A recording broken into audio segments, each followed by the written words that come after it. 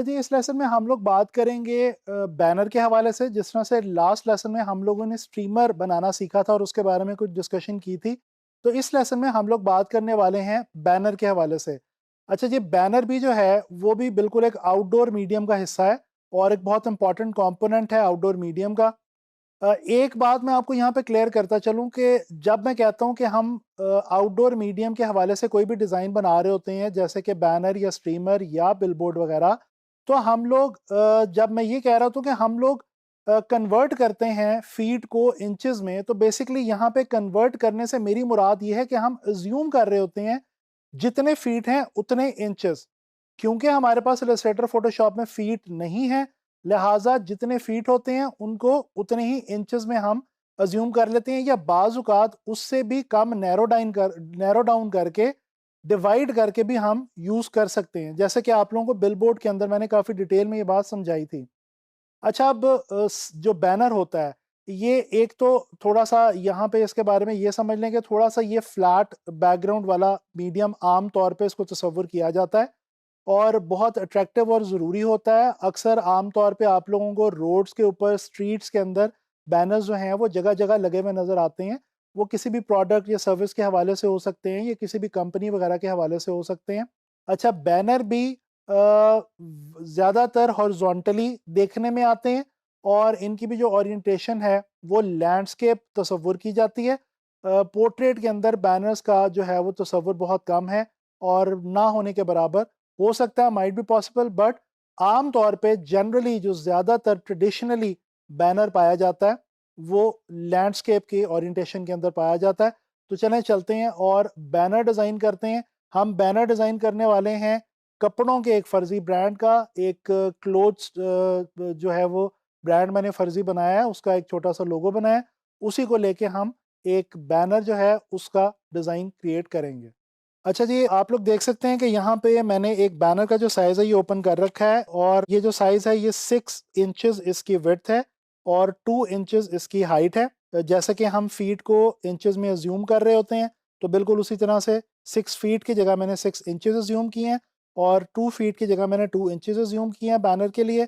और जो इसकी रेज़ोल्यूशन है वो मैंने 400 जो है वो रखी हुई है और इसका जो कलर मोड है वो भी CMYK है। अच्छा, सबसे पहले तो मैं यहाँ पे एक थोड़ा-सा ज़रा ब्राइट सा एक ये बैकग्राउंड कलर जो है येलो कलर का ये ऐड कर रहा हूँ। क्लोथिंग की क्योंकि बात हो रही है और क्लोथिंग के हवाले से हम काम करने लगे हैं, तो थोड़ा-सा अगर हम कलरफुल रहें तो ये ज़्यादा बेहतर होगा। अच्छा, यहाँ पे ये मैं लेके आया हूँ जी, कॉपी करके पेस्ट करके लोगो जो एक मैंने अज़्यूम करके बनाया हुआ है यहाँ पे। और अब मैं क्या करूँगा कि इस लोगो को मैं राइट क्लिक करके रास्टराइज़ करके मैं देखना चाह रहा हूँ कि अगर यहाँ पे थोड़ा-सा ये मुझे दिखाई दे रहा है कि कुछ वाइट कलर जो है वो मुझे नज़र आ रहा है, तो इसको मैं सेलेक्ट करके, सिंपली सेलेक्ट करके डिलीट कर देता हूँ।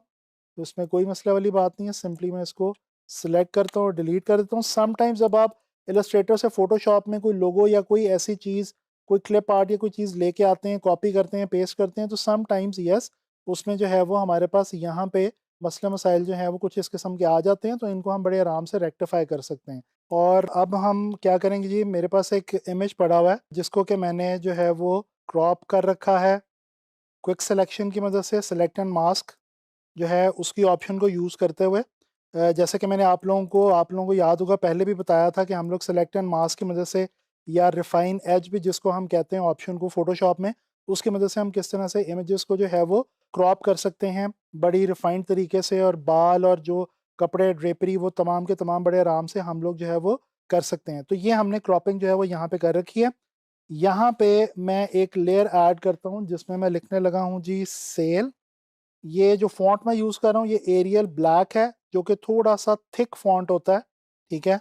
अच्छा जी, ये सेल मैंने लिखा। अब यहाँ पे मैं सबसे पहले इसको सेल और ये जो हमने लोगो यूज़ किया हुआ है, इनको हम दोनों को अलाइन कर लेते हैं।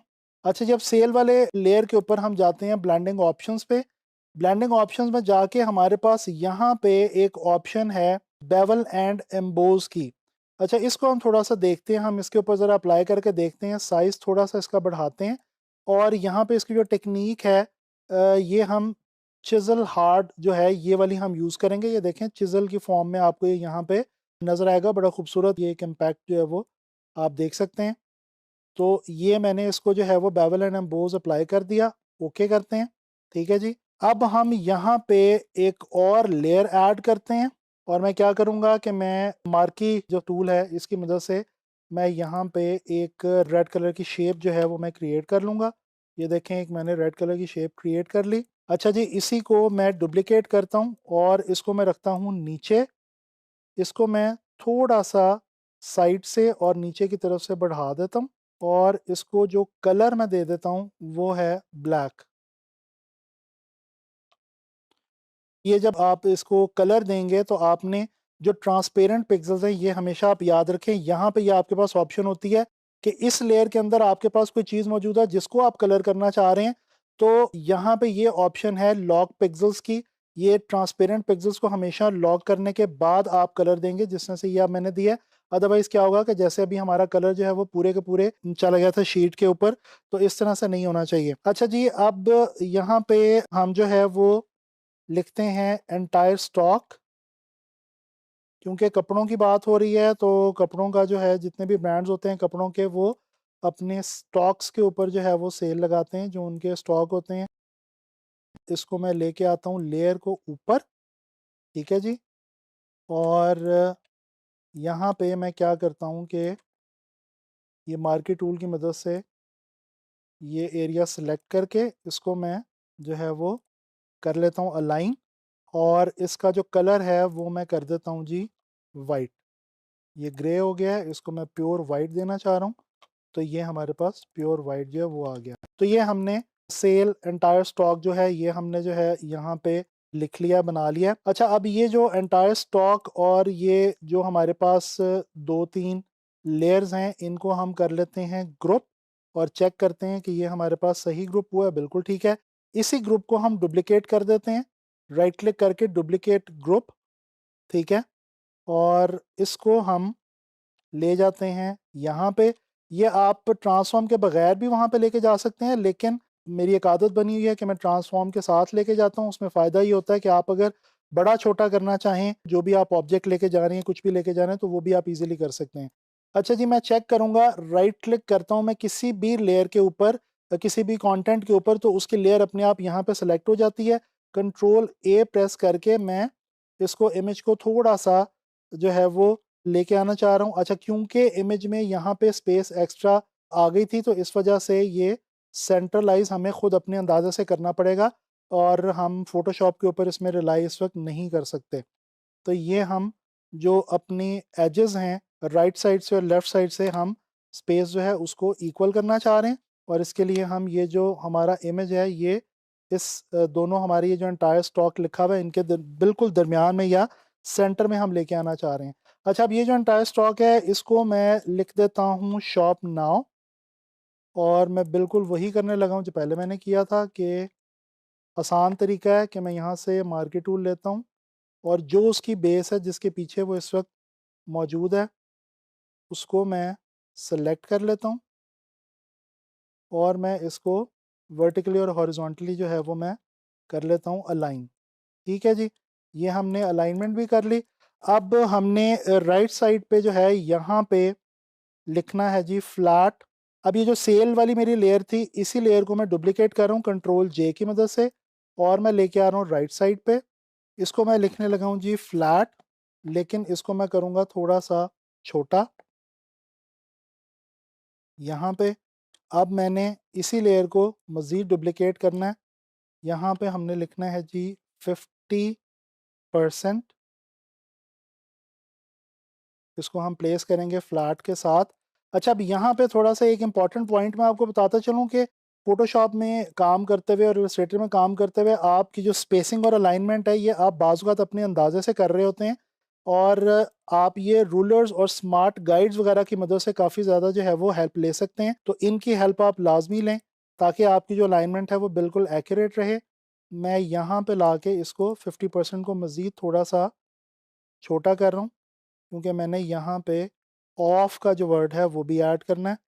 अब मैं इसी को डुप्लीकेट ले रहा हूँ, मैं सेम वही फ़ॉन्ट यूज़ कर रहा हूँ, वही स्टाइल यूज़ कर रहा हूँ और इसको मैं कर देता हूँ जी ऑफ और इसको छोटा करके यहाँ पे 50% के साथ जो है मैं इसको प्लेस कर देता हूँ। अब इन दोनों लेयर्स को मैं सेलेक्ट करूँगा। ये मैंने रूलर की मदद से फ्लैट जो वर्ड लिखा हुआ है उसकी मैंने एक पूरी मेजरमेंट ले ली।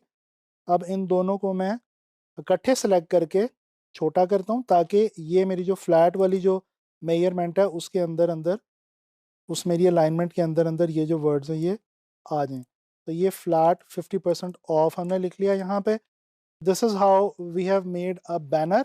और आने वाले लेसन में मैं आप लोगों को आउटडोर के हवाले से एक आधी और चीज़ बताऊंगा और उसके बाद हम फिर मज़ीद फर्दर जो असाइनमेंट्स या जॉब्स हमारे पास ग्राफिक डिज़ाइन के अंदर अवेलेबल हैं ऑनलाइन फ्रीलांस मार्केट प्लेसेस पे, उनकी मैं आपको प्रैक्टिस करवाऊंगा और आपको डेमोन्स्ट्रेशन दूंगा। और इंशाल्लाह ताला मैं उम्मीद करता हूँ कि आप लोगों को इन लेसन्स का बहुत फ़ायदा होगा। आप लोगों ने करना ये है कि मेरे साथ-साथ आपने प्रैक्टिस करते रहनी है खुद से। जिस तरह से मैं आप लोगों को फ़र्ज़ी ब्रांड लेके डिज़ाइन्स बना रहा हूँ, आप भी डिज़ाइन्स बनाएँ और इनकी प्रैक्टिस करें। इंशाल्लाह ताला नेक्स्ट लेसन में नेक्स्ट टॉपिक के साथ मुलाकात होगी।